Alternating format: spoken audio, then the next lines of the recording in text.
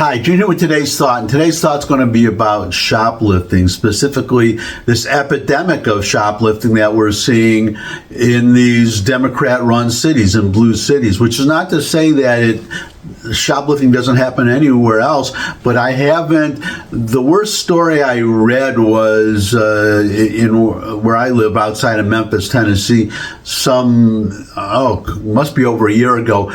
Two guys stole a coat or something out of a J.C. Penney's. So it does happen. I want to be fair about that, but nothing like these blue cities, these giant chains.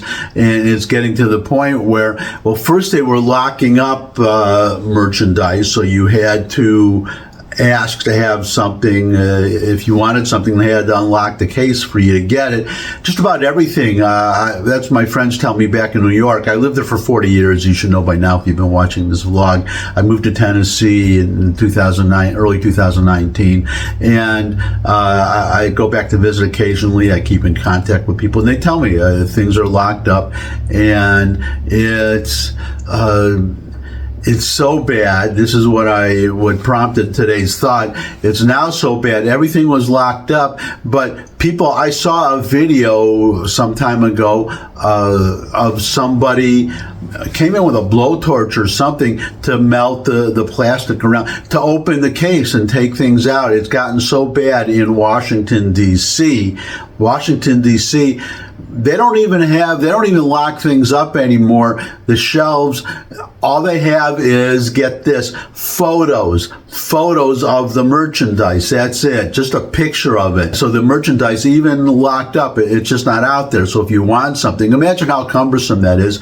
You come in with your shopping, you want to buy 5 different things, 6 different things, and you have to point to photos and have somebody who works there. And do they have enough employees? How many employees do they have? So how long do you have to wait to get what you want?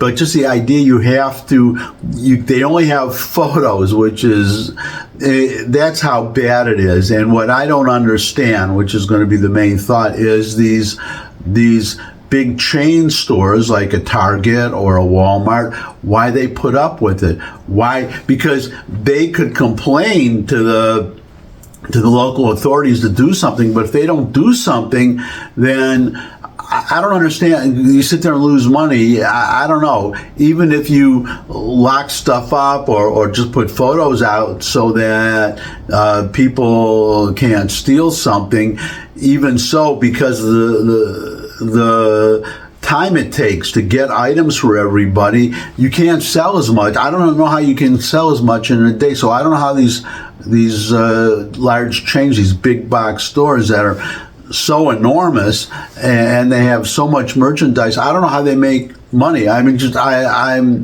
I've mentioned in the past, if you've been watching this vlog, I am a commercial real estate broker, licensed in New York, so I still look at listings and I'm kind of semi-retired, but I keep up with what's going on in New York, so I know about stores closing there. I went back to visit back around Halloween, not this Halloween, the one before, last year, and some of the deals I did, in fact, I would say almost all the deals that I did of spaces that I got rented, they're all closed. They're all empty. They all went out of business, which is very sad to see.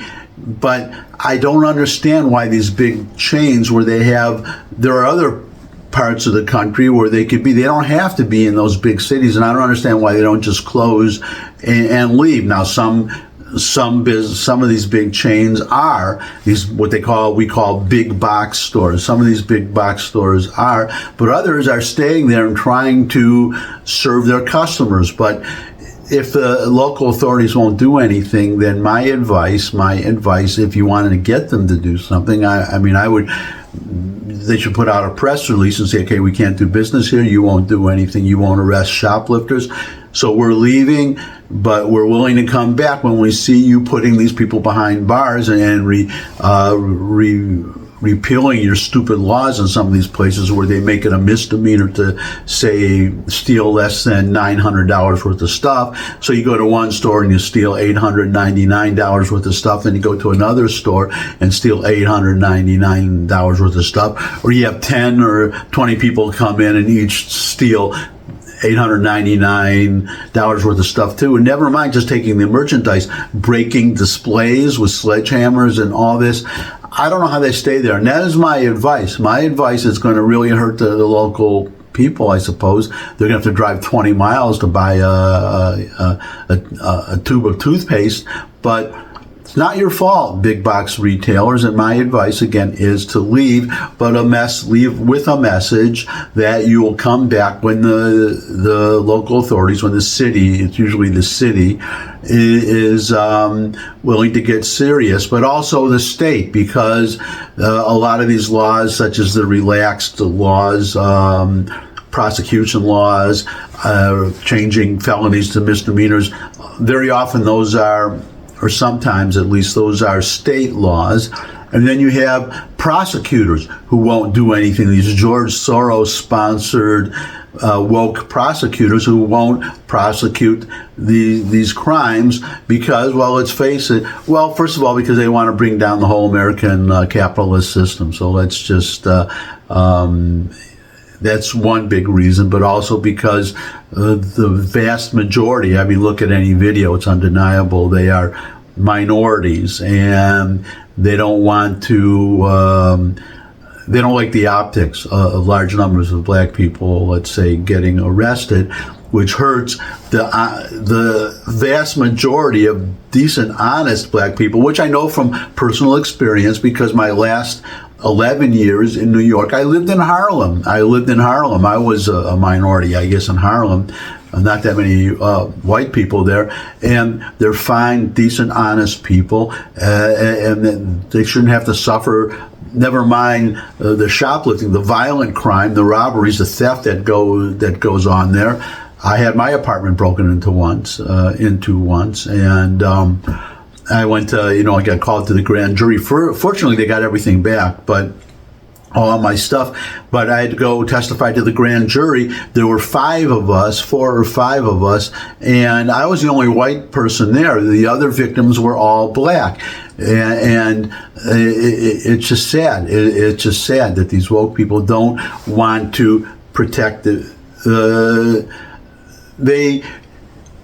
minority. They have more sympathy for minority criminals than for honest minority people, and these are all Democrats, by the way, these woke prosecutors and the people, the legislatures passing these laws, and I don't know why. Well, it's actually changing. I read that I think Trump got 8% of the black vote in the last election. Now he's, at least according to polls, would get, if the election were held today, according to these polls, he would get 20%.